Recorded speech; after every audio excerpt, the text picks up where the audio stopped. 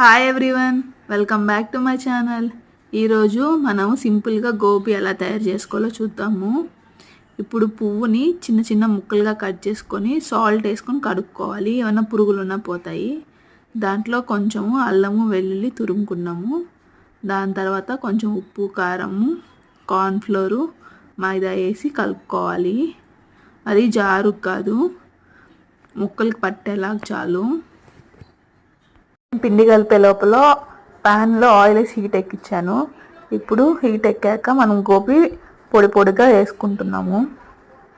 లో ఫ్లేమ్లో కాల్చుకోవాలి. Crispy gobi ready. Thanks for watching.